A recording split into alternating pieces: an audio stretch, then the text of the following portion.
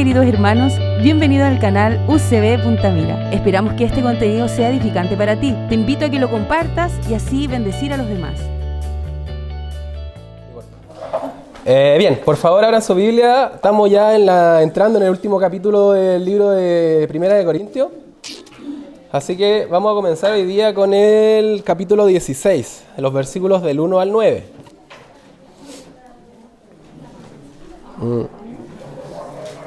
Primera de Corintios 16, del 1 al 9. ¿Lo tienen? Ya, le vamos a dar lectura. Yo voy a leer, ustedes me van siguiendo. Primera de Corintios 16, del 1 al 9, dice así.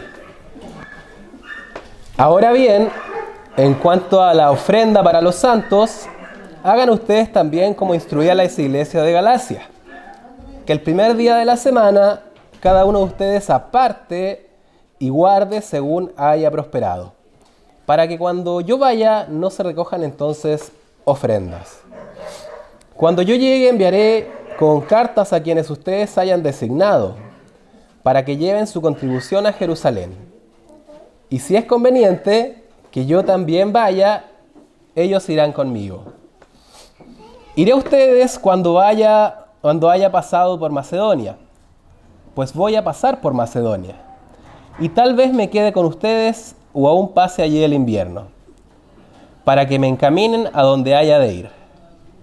Pues no deseo verlos ahora solo de paso, porque espero permanecer con ustedes por algún tiempo, si el Señor me lo permite.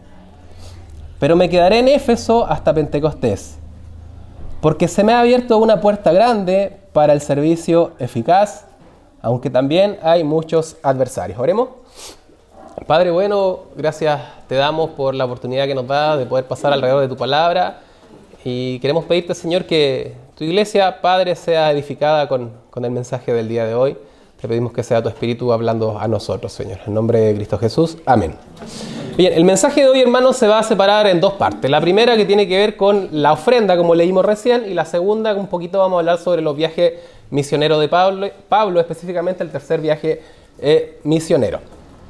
Lo que quiero que recordemos es que la primera carta a los Corintios está buscando responder preguntas que tenía esta iglesia y también algunas conductas que habían que corregir. Y por eso es que empezamos a hablar sobre, la carta habla de las divisiones, habla de los roles del hombre y de la mujer, habla también del matrimonio, habla de algunos casos de inmoralidad, habla de los dones, ¿no es cierto? Y lo último que vimos fue la resurrección. Y ahora el tema cambia en el primer versículo y dice, como ven ahí, ahora bien, en cuanto a las ofrendas. Habían preguntas en cuanto a las ofrendas, entonces lo que busca el apóstol es aclarar sobre este tema en particular. Y vamos a empezar un poquito antes, donde dice el versículo 58, el 15-58, que dice: por tanto, mi amado hermano, estén firmes, constantes, abundando siempre en la obra del Señor, sabiendo que el trabajo en el Señor no es en vano. Ya, ok, Corintios, su trabajo en el Señor no es en vano. Lo que ustedes están haciendo está bien, pero tenemos que afinar un poquito en cuanto a la ofrenda. Hay cosas que quizás no se están haciendo correctamente y ahora vamos a hablar sobre esto. Y dice, 16:1, ahora bien, en cuanto a la ofrenda, ojo, para los santos, hagan ustedes también como instruí en las iglesias de Galacia. Lo primero que hay que saber, hermanos, es que esta era una ofrenda especial, que era una ofrenda para los santos. Específicamente los santos, ¿qué sale ahí en el título de sus Biblias? ¿Ofrenda para qué? De Jerusalén, ¿no es cierto? Ya, según contexto, según lo que leemos en Hechos, en los textos paralelos a la carta de Corintios, nosotros sabemos que había una necesidad en la iglesia de Jerusalén. Más adelante vamos a hablar un poquito de esto.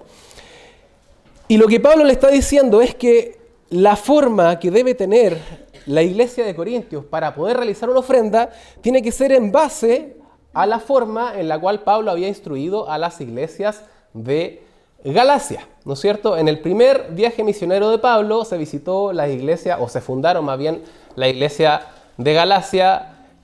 Cristian, ¿puedes poner el mapa? Por favor, hermano. vamos a ver un poquito el mapa. La iglesia de Galacia estaban allá arriba, donde está Antioquía de Pisidia, Iconio, Listra y Derbe. ¿Se ve o no? Allá solito está Capadocia y al lado izquierdo está Galacia. Y ahí están las iglesias que se fundaron en Galacia. Eso sucedió durante el primer viaje misionero. Pablo ya había dado indicación a la iglesia de Galacia cómo debía hacerse o cómo debían realizarse las ofrendas para los santos. Y lo que tenemos que ver ahora es cuáles habían sido estas indicaciones. Y sigue el texto. Dice, antes, hermano, dice para los santos, ¿no es cierto? Y ya sabemos, leímos el título que sale ahí, que estos santos eran los hermanos que estaban en Jerusalén. Pero la pregunta es, ¿por qué los hermanos de Jerusalén necesitaban una ofrenda? ¿Qué estaba pasando con ellos? ¿Acaso los de Jerusalén eran más necesitados que los de la otra iglesia? Y lo primero que debemos recordar, hermanos, es que cuando desciende la promesa del Espíritu Santo, los apóstoles estaban en Jerusalén. Ahí se le dieron, lo leímos en algún momento, se le dieron lenguas repartidas como de fuego, ¿no es cierto? Hubo una predicación de Pedro en donde hubieron 3.000 convertidos. Después hubo una segunda predicación en donde hubieron 5.000 convertidos. Entonces ustedes se preguntarán, o debemos preguntarnos si es que más de 8.000 convertidos en una ciudad, ¿ustedes creen que no hubo un revuelo, que no causó problemas? Sin duda algo causó y todos se dieron cuenta de lo que estaba sucediendo con los creyentes en esa época. Entonces, ¿qué provocó estas predicaciones? ¿Qué provocaron estas conversiones? Y vamos a leer una profecía que entregó un profeta que se llamaba Ágabo. Cristian, mira, puse acá Hechos 11, 28. Si lo tiene ahí. Ya, Hechos 11, dice, levantándose uno de ellos, llamado Ágabo, daba a entender por el Espíritu Santo que ciertamente habría una gran hambre en toda la tierra. Y esto ocurrió durante el reinado del emperador Claudio. Ya había una profecía que iba a haber una gran hambre en la tierra. Este hombre estaba en Jerusalén y descendió a Antioquía. El otro texto, porfa, Cristian. Dice, y Saulo estaba de completo acuerdo con ellos en su muerte. Está hablando de la muerte de Esteban, ¿ya? Primer mártir cristiano. Saulo persigue a la iglesia. En aquel día se desató una gran persecución en contra de la iglesia en Jerusalén. Y todos fueron esparcidos por las regiones Judea y Samaria, excepto los apóstoles. ¿Por qué les puse este texto? Porque ustedes tienen que entender algo, hermano. Que los judíos vienen por cientos de años con una enseñanza, con una cultura, con sus sacrificios. Y de repente aparecen los cristianos con un mensaje nuevo diciendo, ¿saben qué? Todas estas cosas que ustedes hacían solamente eran sombras. No era la sustancia misma, eran sombras de lo que vino a hacer Cristo por nosotros. Entonces, todo el sistema judío lo dejamos afuera y empezamos una vida nueva. Para los judíos, que eran acérrimos de su religión, ¿ustedes creen que esto no causó molestia en ellos? Y les doy un ejemplo. Es como que existiera un abogado especialista en derecho constitucional, ¿ya? Y estudió 10 años para aprenderse la Constitución, te la pueden recitar de memoria, la Constitución chilena. Y de repente pasa algo y cambiamos la Constitución a una Constitución nueva. Y se había titulado hace un par de años atrás. ¿Cómo creen que se sentiría esa persona que prácticamente tiró 10 años de su vida por la borda porque ahora hay una Constitución nueva? O sea, va a tener que aprenderse todo prácticamente de nuevo. Los judíos tenían este sentir hacia los creyentes. Oye, y todas nuestras tradiciones, y todos nuestros sacrificios, y todo lo que venimos haciendo por años con nuestra familia ya no sirve de nada, ya no vale. Por eso ellos, hermanos, se vieron amenazados por esta nueva enseñanza que trajo Cristo al mundo. Porque prácticamente le estaba diciendo que todo lo que ellos venían enseñando por años ya no servía. Les estoy mostrando otra perspectiva o otra forma de ver lo que estaban pasando. Entonces, muchos de ellos, principalmente los más religiosos, como los fariseos, comenzaron a perseguir a los creyentes. Y muere Esteban y es apiedrado. Y dice el texto que Pablo recibía y estaba guardando, custodiando las ropas de aquellos que le estaban dando muerte a Esteban. Y él aprobaba y decía, no, está bien, que lo maten, está súper bien. Entonces en Jerusalén había persecución desde que desciende el Espíritu Santo. Y cuando hay persecución, hermano, a causa de la fe, dice el mismo texto, dice que fueron esparcidos por las regiones de Judea y Samaria. Es decir, los creyentes salieron arrancando. Y cuando tú tienes que arrancar porque la vida de tu hijo, de tu esposo, de tu esposa está en juego, lo más seguro es que sales con lo opuesto. Entonces, cuando ustedes se preguntan por qué había pobreza y necesidad en la iglesia de los hermanos en Jerusalén, es porque ellos vivían escondidos. ¿Por qué vivían escondidos? Porque si los atrapaban, los iban a matar. Y no solamente los judíos, sino también los romanos, porque cobardemente los judíos iban donde los romanos y le decían, miren, estos creyentes están desordenando todo, no están creyendo en el César, que prácticamente el César era un dios, un curios para ellos, lo ponían a una altura de divinidad. Y por eso había pobreza, hermanos, porque los creyentes estaban siendo perseguidos. Y era necesario que las iglesias pudieran enviar sus aportes para poder contribuir a la alimentación de los hermanos que estaban en Jerusalén. Ya, ¿hasta ahí vamos bien? Más o menos para contextualizar un poco por qué tenía que haber una ofrenda a los hermanos de Jerusalén. Bien, ahora, Cristian, dice Romanos 15, 25 al 27, dice, para que se entienda un poco mejor también, pero ahora voy a Jerusalén para el servicio de los santos, pues Macedonia y Acaya han tenido bien hacer una colecta para los pobres de entre los santos que están en Jerusalén. Si tuvieran a bien hacerlo, y a la verdad que están en deuda con ellos, porque si los gentiles han participado de sus bienes espirituales, también están obligados a servir a los santos en sus bienes materiales. Dice que, Cristian, ¿puedes poner el mapa? Por favor. Dice que Acaya y Macedonia estaban preparados ya para enviar su ofrenda. Macedonia, hermano, está allá arribita, bien arriba, al medio arriba, y en Macedonia está la iglesia de Tesalónica y de Berea y de Filipo, para que se vaya entendiendo. Cuando Pablo dice los de Macedonia, se refiere a la iglesia de Berea, de Tesalónica y de Filipo, que nosotros las conocemos, ¿no es cierto? Y cuando dice la iglesia que está en Acaya, que eran los griegos, se está refiriendo a la iglesia que está en Corintio, un poquito más abajo. Esa es la provincia de Acaya, está hablando de los corintios. Cuando habla de Asia está hablando de Éfeso, que está como por acá. Y lo dijimos recién, cuando habla de las provincias de Galacia, está hablando de Iconio, Listra, Derbe. Bien, ahora, volvamos al texto, ya eso era un poquito para contextualizarnos. El texto dice, ¿cuáles eran las indicaciones que se instruyeron en la iglesia de Galacia? Que el primer día de la semana, cada uno de ustedes aparte y guarde según haya prosperado, para que cuando yo vaya no se recojan ofrendas. Ya. ¿Cuál es la frecuencia, hermano, en que se debieran hacer la ofrenda? Dice el texto que el primer día de la semana. ¿El primer día de la semana qué día es? El domingo. El séptimo día, por eso es el sábado. Nosotros tenemos el calendario cambiado, pero todavía hay algunos calendarios que ponen el domingo antes que el lunes. El primer día de la semana es el domingo. El séptimo día es el sábado. Esa es la frecuencia con la que se deberían tomar la ofrenda. En segundo lugar, dice, ¿quién puede participar? Estamos en 16.2. Cada uno de ustedes, dice, es decir, toda la iglesia puede ser parte de esta ofrenda. Ahora, ¿cómo consistía o cómo se debía realizar esta ofrenda? Dice que cada uno de ustedes aparte y guarde. Había que entregarlo para la iglesia una vez a la semana. ¿Qué dice el texto? Dice que no. Que cada uno de ustedes aparte y guarde. Es decir, una vez a la semana yo tomo una ofrenda y la guardo. ¿Para qué? Para poder entregarla cuando hubiera una necesidad. Y luego dice, ¿cuánto es lo que uno debe entregar? ¿Qué dice el texto? Según haya prosperado. Es decir, si a usted, hermano, le fue bien, la cantidad puede subir. Si a usted le fue mal, puede ser nada o la cantidad puede bajar. Pero ojo que acá no estamos hablando ni de porcentajes, no estamos hablando de un aporte fijo, no estamos hablando tampoco de que hay una obligación de hacerlo. Y acá el tesorero me dice, digo, corta. Porque es casi pareciera una predicación anti-ofrenda. Pero es lo que dice el texto, hermano.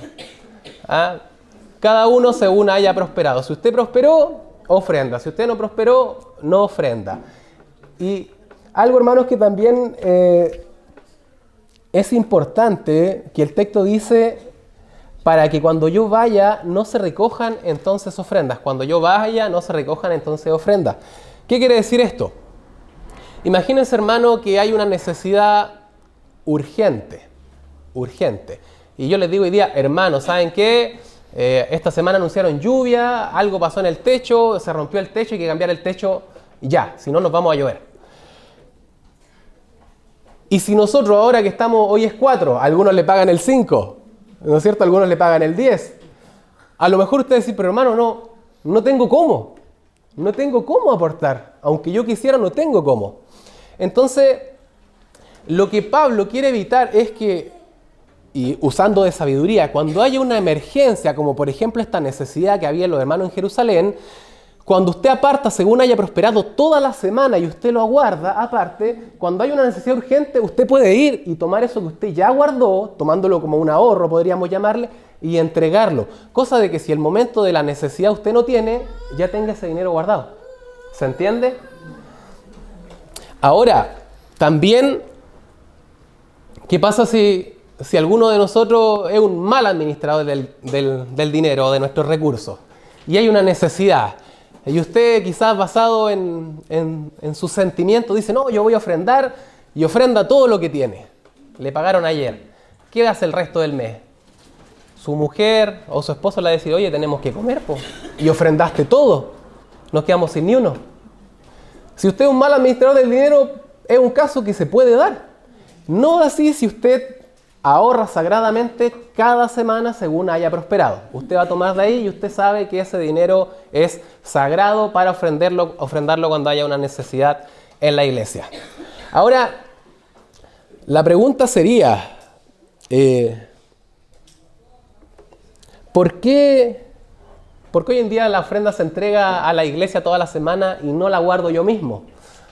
Nuevamente vamos al tema de la mala administración, pues, hermanos. Lo más seguro es que si nosotros guardamos ese dinero nosotros mismos, vamos a llegar a fin de mes y nos van a entrar ganas de comer una cosita quizás. Va a decir, oye, pero me pagan mañana y está esa platita guardada ahí, ¿por qué no la usamos? ¿Puede darse? Puede darse. Entonces, es mucho mejor que vamos y la entregamos a la iglesia y que la administre un tesorero. Y ellos verán en qué la utilizan. Ahora, hermanos, mi pregunta es, ¿por qué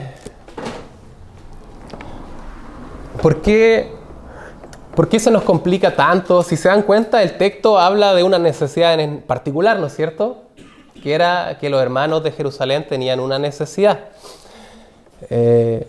¿Por qué ahora se pide una ofrenda cada domingo si muchas veces quizás no hay una necesidad en particular? Y a veces, hermanos, saben que nosotros mismos nos complicamos. Porque fíjense que en el primer siglo ustedes van a leer en muchos textos que dicen y saludo al hermano tanto y la iglesia que está en su casa. Y los hermanos tanto mandan saludos y la iglesia que está en su casa. Antiguamente en el primer siglo las iglesias se juntaban en casa. No en una casa, a lo mejor en casa de un hermano, después en otro, después en otro. Pero hoy en día, en los primeros siglos de la iglesia, en algún momento se empezaron a usar los templos. Y nosotros nos quedamos con esa tradición de que es necesario esto. Pero siempre hemos dicho, yo creo que todos acá sabemos que la iglesia no son 4 paredes, ¿no es cierto? La iglesia no es un templo, la iglesia no es una casa, no es un edificio. La iglesia somos nosotros, las personas. Pero a veces no lo llevamos a la práctica, po. Y si yo les digo que la iglesia tiene que juntarse, la iglesia se junta X días, lo más seguro es que todos venimos para acá. Es como que entendemos que la iglesia son las personas, pero en la práctica nosotros, en nuestra imagen está un templo, una estructura física. Y yo les pregunto, hermanos, dejando de lado la comodidad, ¿pero la iglesia no puede juntarse acaso en una plaza? ¿No tenemos libertad de culto en nuestro país? ¿La iglesia no puede juntarse en la playa? Vamos con un toldito, los que tendrán algún vehículo más grande llevan unas banquitas. ¿No se puede orar en esos lugares? ¿No se puede predicar en esos lugares? Claramente se puede. Entonces, cuando yo les digo nos complicamos solitos es porque lo que nosotros pagamos dividiendo en esta casa es un monto súper alto. y a veces nos estamos complicando para poder llegar al monto que necesitamos para pagarlo. Y si bien no es algo malo y es algo cómodo, a diferencia de las iglesias que habían en el primer siglo, la ofrenda solamente se pedía cuando había una necesidad urgente, no así un monto semanal, ni mucho menos un monto mensual, ni un porcentaje. Y la pregunta, hermanos, yo me pregunté, ¿por qué tenemos tanta como ignorancia en cuanto a la ofrenda? ¿Ah? Y empecé a buscar los textos que hablan de la ofrenda en el Nuevo Testamento, y en realidad es porque son poquísimos. A diferencia del Antiguo Testamento, que se hablaba mucho del diezmo, de la ofrenda, está lleno, pero en el Nuevo Testamento prácticamente eso no existe. Y uno se empieza a cuestionar y dice, pero ¿y por qué el Nuevo Testamento no habla de la ofrenda? Y ahí es donde nosotros, hermanos, tenemos que preguntarnos, ¿qué es la ofrenda? ¿Qué es la ofrenda? ¿Por qué ofrendamos? ¿Es acaso dinero? ¿Solo es dinero? Y en el Antiguo Testamento, hermano, hablaba de muchos tipos de ofrendas. Yo le anoté algunos acá. La ofrenda cruenta, la ofrenda incruenta, que una es la ofrenda con sangre, ¿no es cierto?, en sacrificio de un animal. La otra podía ser una ofrenda de vegetales. Tenemos la ofrenda alzada, ofrenda de paz, la ofrenda quemada, la ofrenda voluntaria. Y en el Nuevo Testamento se menciona la ofrenda para los santos. Y en el fondo, hermanos, la ofrenda es un presente para Dios que sirve a modo de reverencia. Es un presente para Dios, estamos hablando del Antiguo Testamento, para yo congraciarme con Dios. Y en los pueblos, hermanos, que adoraban a otros dioses, en los pueblos paganos, se daba mucho esto de la ofrenda de apaciguar la ira de Dios. No está lloviendo, no tengo cosecha, es porque Dios está airado conmigo. Y una forma de yo congraciarme con Dios era haciendo un sacrificio y entregando una ofrenda, para que Dios se pusiera en buena conmigo, por decirlo de alguna manera. ¿Se entiende? Ese concepto no estaba tan lejano de lo que hacían los israelitas, porque ellos entregaban sacrificios a modo de ofrenda para que Dios perdonara sus pecados. ¿Cómo yo consigo que mis pecados sean perdonados? A través de una ofrenda que es el sacrificio de un animalito. Y yo me pregunto nuevamente, ¿y por qué en el Nuevo Testamento no se habla de esto? Y dice, les puse un texto, dice, Cristo habiendo ofrecido un solo sacrificio por los pecados, para siempre se sentó a la diestra de Dios, porque con una sola ofrenda Él hizo perfectos para siempre a los que son santificados. Es decir, Cristo se entrega para morir por nuestros pecados y a los que creemos en Él nos hace perfectos para siempre. Si tú le preguntas al texto, ¿se necesitan más ofrendas? Hermanos, no se necesita ninguna ofrenda. El sacrificio de Cristo fue suficiente para cubrirlo todo. Y esa es la respuesta, hermanos, de por qué el Nuevo Testamento no habla mucho de las ofrendas para Dios, porque ya está todo pagado. Y ahora, hermanos,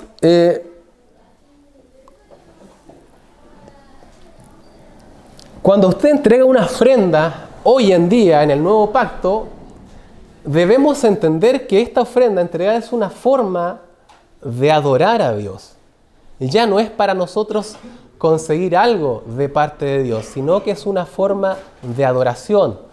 Es una forma de retribuir a Dios y de decirle, de todo lo que tú me das, yo te devuelvo algo.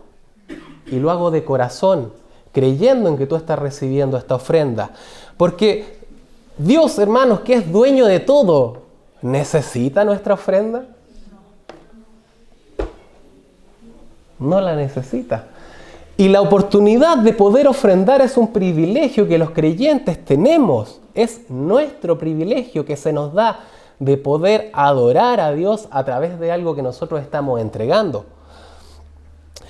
Y la pregunta sería, ¿recibe Dios siempre esta ofrenda? Porque no solamente la ofrenda, nosotros también le entregamos otras cosas a Dios. Le entregamos nuestra alabanza a través de nuestros cánticos. ¿Recibirá Dios siempre nuestra alabanza? ¿Recibirá Dios siempre nuestra ofrenda con una sonrisa? Y les tengo un texto. Después lo buscan en su casa si quieren. Pero está en Isaías 1:13 que dice: no traigan más sus ofrendas vanas. Dios hablando. No las traigan más. Ya me tienen hasta acá. No traigan más sus ofrendas vanas. Y en cuanto a la alabanza que le entregamos a Dios, en Amós 5:23 dice: aparten de mí el ruido de sus cánticos. O sea, su voz es tan molesta que para mí es un ruido. Me molesta. Apártenla de mí, no los quiero escuchar. Entonces, hermanos, ¿qué les quiero decir con estos textos? Que no porque nosotros le entreguemos algo a Dios, significa que Dios lo vaya a recibir. Tenemos que enfocarnos primeramente cómo es una ofrenda que a Dios le gusta, cómo es una alabanza que a Dios le gusta, porque hay una forma de hacerlo. No es llegar y meterme la mano al bolsillo y a veces, hermano, la forma que tenemos de ofrendar, yo que estoy recibiendo para pagar el dividendo de la casa, nosotros queremos mucho al Dixon y a la Joana. ¿Están por ahí? ¿No? ¿No están? No están, están adentro.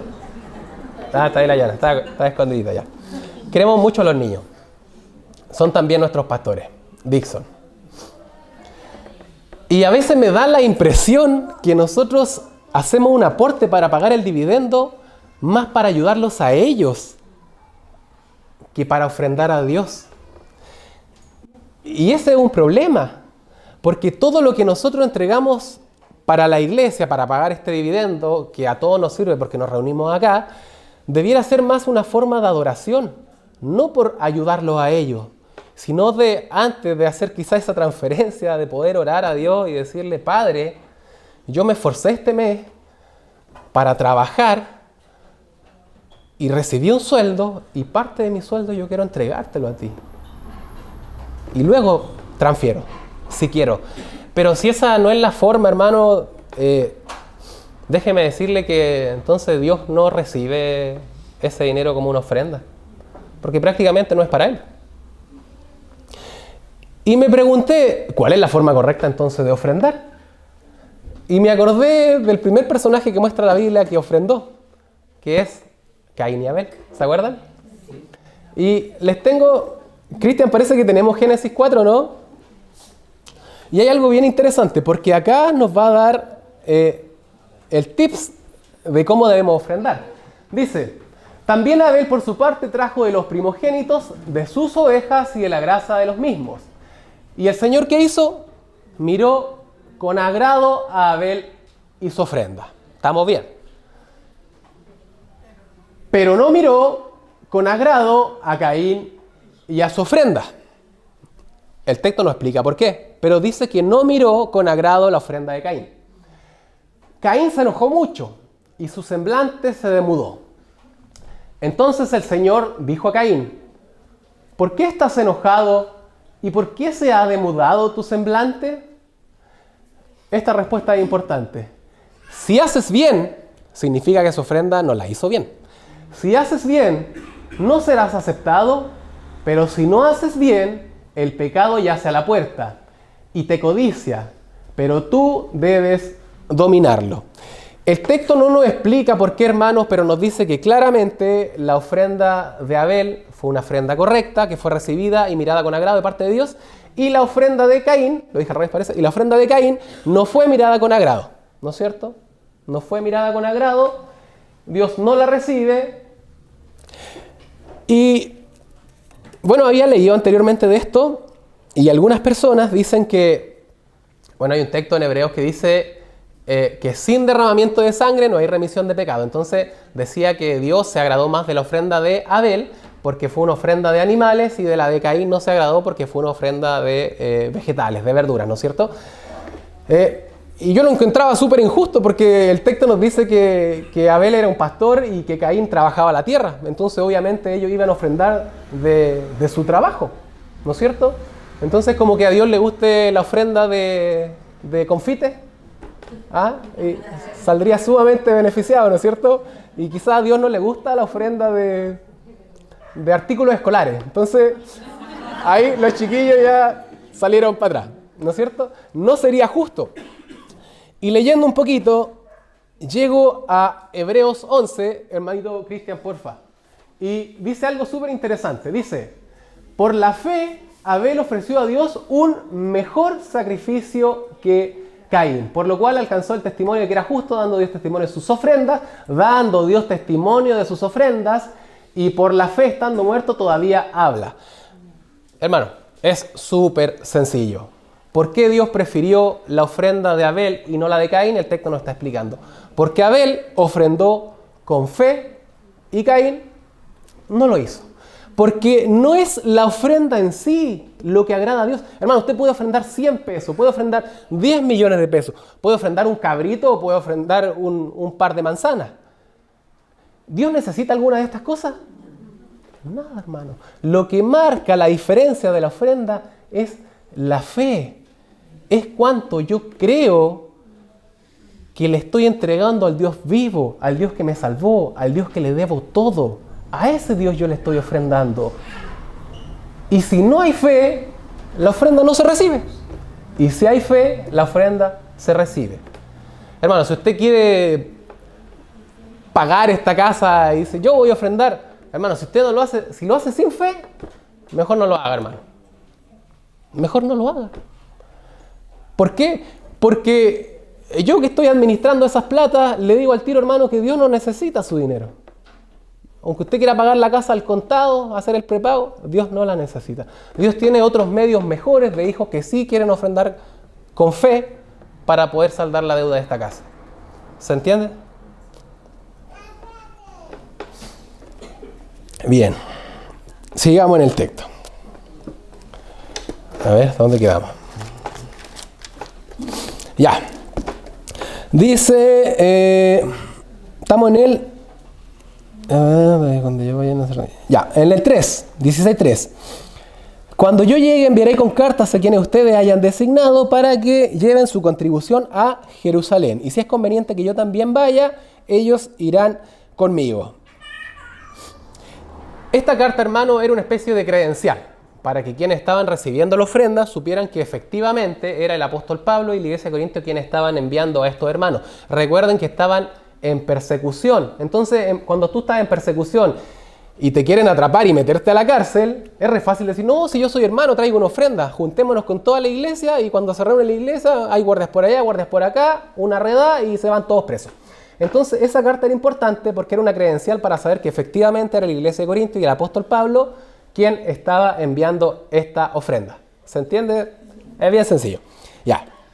Ahora, algo que dice el texto bien importante que dice, enviaré con cartas a quienes ustedes hayan designado. Es importante porque acá el apóstol Pablo no se está metiendo en las finanzas de la iglesia. De hecho, él se lava las manos y algo muy sabio de un líder de que las finanzas las lleve otro hermano. ¿Por qué? Porque el ser humano es súper bueno para murmurar, hermano. Entonces, si es el mismo pastor el que va a cobrar la ofrenda, el que va a recibir la ofrenda, lo más seguro es que se termine hablando mal del hermano, ¿no es cierto? Entonces es muy sabio, como hacemos en nuestra iglesia, que hayan tesoreros aparte que no tienen nada que ver con el liderazgo. Y me parece que acá lo hacemos súper bien. Esa es la forma en que debe hacerse. Entonces, Pablo dice a quienes ustedes hayan designado. Ni siquiera él se mete en apuntar en quién debe llevar esa ofrenda. Dice, ustedes, iglesia, escójanlo. Ustedes son los que se reúnen todos los domingos. Ustedes saben quién es su hermano de confianza. Ustedes tienen que escogerlo. Yo acá no me voy a meter. Y dice el 4, y si es conveniente que yo también vaya, iré con ellos. O sea, si hay algún beneficio en que el apóstol lo acompañe, lo va a hacer. Pero no tiene ninguna obligación ni interés de hacerlo. Y ahora, hermanos, saltamos ya, con eso terminamos el tema de la ofrenda. Y saltamos a la segunda parte que tiene que ver con los viajes misioneros de Pablo. Dice el versículo 5. Iré a ustedes cuando haya pasado por Macedonia, pues voy a pasar por Macedonia. Pablo, hermano, fundó la iglesia de Corintio en su segundo viaje misionero y pasó 1 año y medio con la iglesia, donde estuvo enseñándole, ¿no es cierto? Después Pablo se retira. Y sucede que en el tercer viaje misionero de Pablo, él se encontraba en la ciudad de Éfeso cuando escribe esta carta. Pablo estaba en Éfeso y él escribe 1 de Corintios. Hermanito, el mapa, porfa. Ya, Pablo está muy alta la tele, ahí está Rodas, un poquito más arriba está Mileto y un poquito más arriba está Éfeso. ¿Se ve? Sí. Éfeso. Acá está Rodas, un poquito más arriba Mileto, un poquito más arriba está Éfeso. Y Corintio estaba acá, ahí arribita. ¿Se ve? Entonces, desde Éfeso, Pablo estaba mandando la carta a Corintio. Y el texto dice, iré a ustedes cuando haya pasado por Macedonia. Macedonia, hermano, está más arriba. ¿Dónde está Corintio? Arriba, dice Macedonia. ¿Se ve? Ya. ¿Y qué iglesia estaban en Macedonia? La iglesia que está en Filipos, ¿alcanzan a ver? La iglesia que está en Tesalónica y la iglesia que está en Berea. Entonces, cuando Pablo les dice que los va a ir a ver, pero tiene que pasar por Macedonia, en el fondo Pablo lo que está diciendo es, voy a bordear toda la costa del mar Egeo, como salen esas flechitas con azul. Primero va a visitar la iglesia de Filipos, Tesalónica, Berea, y luego va a bajar a Grecia a visitar la iglesia que está en Corintio. No es tan importante eso, pero es parte del texto, es más o menos para ubicar dónde estaba la iglesia. Dice el versículo 6, y tal vez me quede con ustedes o aún pase allí el invierno para que me encaminen a donde haya de ir. De nuevo, y tal vez me quede con ustedes o aún pase allí el invierno para que me encaminen a donde haya de ir. Pablo en ese minuto que estaba escribiendo no tenía idea qué iba a hacer después de visitar a los Corintios. ¿A dónde tengo que ir? Le escribió, a donde tenga que ir, no tenía idea. Y el texto paralelo que está en Hechos, hermanos, es escrito por Lucas, ¿no es cierto? Y Lucas va relatando las cosas en tiempo real, a medida que iban pasando, porque él iba ahí también. Él iba escribiendo, pasó esto. Entonces es importante siempre que leemos una carta de Pablo, ir leyendo a la par con Hechos, porque vamos sabiendo más precisamente o más detalladamente qué es lo que va sucediendo en el relato. Cristian, tengo un texto ahí en Hechos 19:21, dice: pasadas estas cosas, Pablo decidió en el espíritu ir a Jerusalén, después de recorrer Macedonia y Acaya, diciendo, después que haya estado allí, debo visitar también Roma. Ya, a esta altura Pablo ya tenía claro qué es lo que iba a hacer. Después de visitar las iglesias que estaban en Macedonia, allá arriba, y en Acaya, que era Grecia, abajo los Corintios, tenía planificado ir ¿a dónde? A Jerusalén, ¿ya? Y muy probablemente aprovechar de llevar la ofrenda a los hermanos que estaban en Jerusalén. Sigue el texto, llegamos al 7. Dice, 1 Corintios 16:7.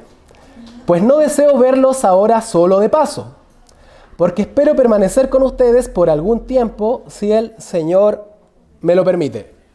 Cristian, porfa, el 21 al 3. Ya, dice, acá está Pablo escribiendo, esto sucedió en Efesios, por si acaso, de donde está escribiendo la carta.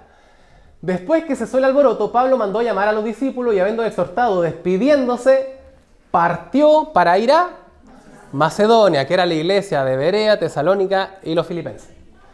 Y después de recorrer aquellas regiones y de haberlos exhortado mucho, llegó a Grecia, que es la provincia de Acaya, que es donde está la iglesia de Corintio. Acá ya había llegado a los Corintios. Segunda vez que estaba en Corintio. Pasó allí, ¿cuánto?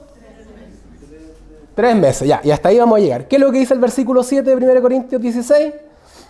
No deseo verlos ahora solo de paso, porque espero permanecer con ustedes por algún tiempo si el Señor me lo permite. ¿Y cuánto tiempo pasó ahí? Dice el texto, 3 meses. Este texto es importante, mi hermano, porque sale una palabrita muy chiquitita que es si el Señor me lo permite.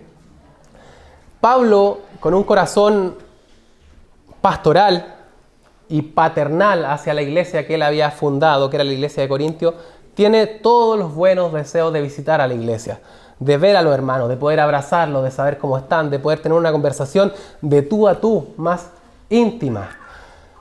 Recuerden que había muchos problemas en la iglesia de Corinto. De hecho, muchos de esos problemas eran causados por personas en particulares a los cuales Pablo en esta segunda visita tuvo que ver cara a cara y confrontarlos y tener conversaciones difíciles, que esa es la parte que muchas veces no nos imaginamos. Todos los problemas que hemos estudiado en la carta de Corintios fueron ocasionados por personas con nombre y apellido, las cuales el apóstol tuvo que confrontar.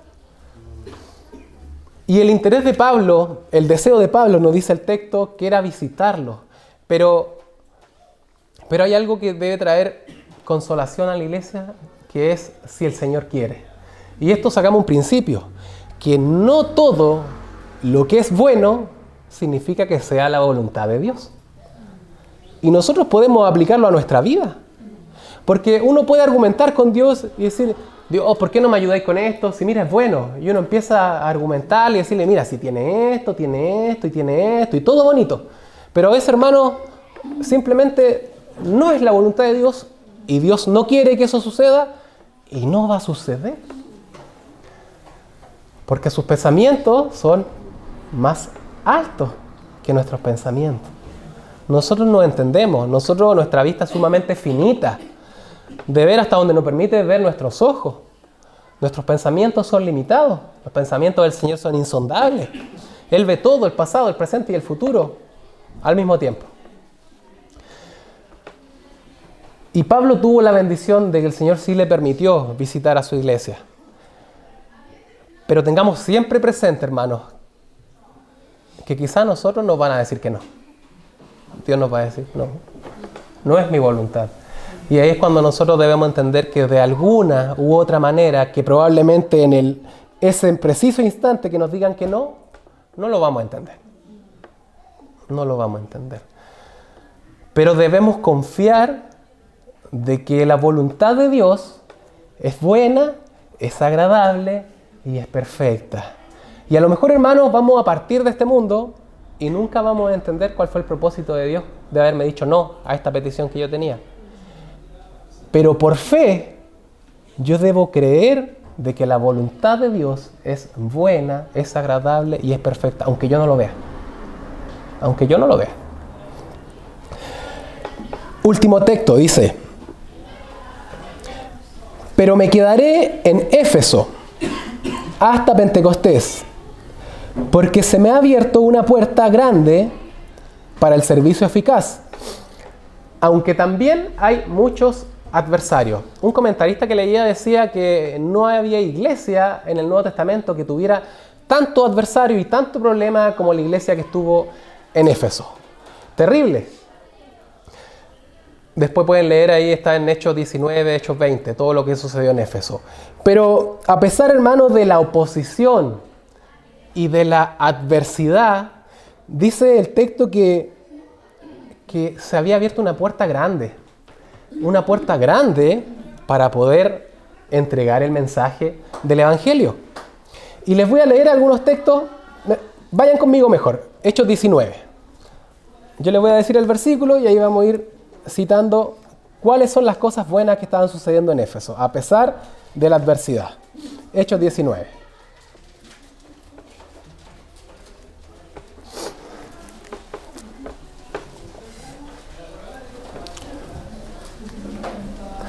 Ya, el versículo 5 dice, ¿qué fue lo que pasó en Éfeso? ¿Qué fue que se abrió una puerta grande para entregar el mensaje? El versículo 5 dice que hubieron bautismos. Si habían bautismos, significa que habían creyentes. Versículo 6 dice que había don de lenguas y don de profecías. Se estaban manifestando los dones espirituales. Versículo 8 dice que Pablo estuvo 3 meses hablando abiertamente en la sinagoga, hermano. 3 meses hablando donde había total oposición. Versículo 9 dice que hubieron nuevos discípulos. Versículo 10 dice que estuvo 2 años enseñando y debatiendo en una escuela de un hombre que se llamaba Tirano, libremente, con toda libertad. Y luego dice que todos los que vivían en Asia escucharon las palabras del Señor. Versículo 11. Dios hacía milagros extraordinarios por mano de Pablo. Versículo 17. El nombre del Señor Jesús era exaltado. Versículo 19. Muchos de los que practicaban la magia juntaban sus libros de magia, y los quemaban a la vista de todos. dando testimonio de lo que y reconociendo que lo que estaban haciendo estaba mal. Versículo 20. Así crecía poderosamente y prevalecía la palabra del Señor. Y de esto también podemos sacar una enseñanza, hermanos, que a veces cuando vemos oposición en algo, uno dice, no es por ahí. El Señor dice, sí, es por ahí. Hay oposición, hay persecución, hay encarcelamiento. Gente que blasfema el nombre de Dios. Pero a veces justamente eso es la pista para decir, acá es, Señor. Acá es. Miren todas las bendiciones de lo que sucedió en la ciudad de Éfeso. Pablo pudo haber dicho, no, acá hay mucha oposición, mejor pasemos a la ciudad siguiente. Pero no fue así. Y hermanos, ya para ir concluyendo, si se dan cuenta hablamos de dos temas diferentes, así tocó el texto.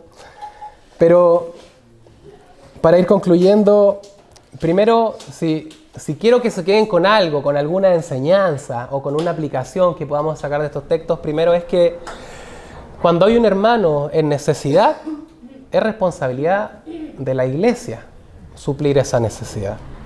No así la flojera. Ese es otro tema. Estamos hablando de un hermano que tiene necesidad. ¿Ya?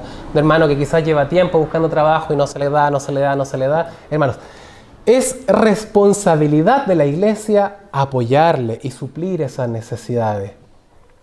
Y el texto que les leí en Romano, si le prestaron atención, dice, no solamente responsabilidad, sino que es deber de los hermanos. Que si hay alguien que te está bendiciendo espiritualmente y tiene necesidad, es tu obligación de retribuirle de una forma material. Lo dice el texto ahí en Romano, puede leerlo.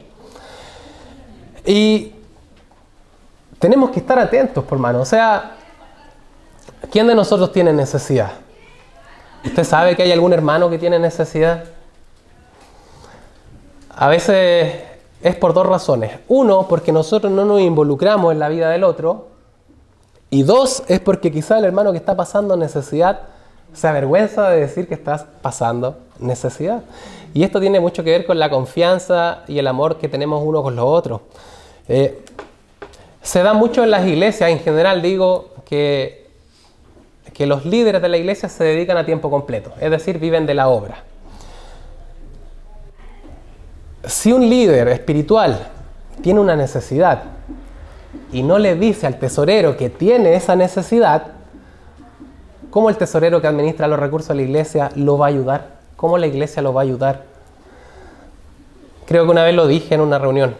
O sea, si un líder espiritual, hermano, a mí me pide que tenga la confianza de ir y contarle mis cosas para que él me dé un consejo espiritual, que yo me pueda abrir con él, asimismo, a cada uno de los líderes espirituales de esta iglesia, yo les pido que tengan la libertad de que si tienen una necesidad, puedan acercarse abiertamente y decir, necesito esto. Porque si no, nosotros ¿cómo nos enteramos? Si a veces son cosas que pasan en cuatro paredes. Pero es responsabilidad de la iglesia suplir las necesidades de ellos y de cualquier hermano, no solamente de esta iglesia, de cualquier iglesia que pueda tener una necesidad. Estamos mal acostumbrados a veces, hermanos, de que otros nos ayuden a nosotros, ¿no es cierto? Pero no de nosotros meternos la mano al bolsillo y ayudar al otro. Y yo creo que eso es algo que nos hace falta a nosotros como iglesia, porque ya estamos súper bien constituidos. Tenemos techito, ¿no es cierto? Estamos acá abrigaditos, allá adentro tenemos un mini salón por si queremos juntarnos a grupos más chiquititos. Las llaves están dispuestas para todo el que quiera reunirse acá, ¿no es cierto? Para lo que se necesite. El ámbito espiritual estamos hablando, ¿no es cierto? No vamos a venir a celebrar un cumpleaños acá. No sé. Lo segundo, hermano, es la voluntad de Dios no se discierne solamente por si algo es bueno o no lo es, sino que es algo mucho más profundo que eso. Y por último, que se lo dije recién hace poquito, que a veces cuando hay más oposición es cuando Dios trae más bendición, ¿no es cierto? Eso por más. Creo que estuvo más cortito. Amén. Vamos a orar. Gracias. Oremos. Padre, gracias porque eres bueno con nosotros, gracias porque nos das la libertad de poder pasar junto a tu palabra, porque podemos aprender de ella y te pedimos, Señor, que sean palabras vivas, que nosotros podamos aplicarlas, Señor, que podamos meditar en ellas y poder honrarte también con lo que tú nos ordenas en tu palabra, obedeciéndote, Señor. Te pido una bendición también, Padre, para lo que queda de este culto y también para nuestro regreso a casa. En nombre de Jesús, amén.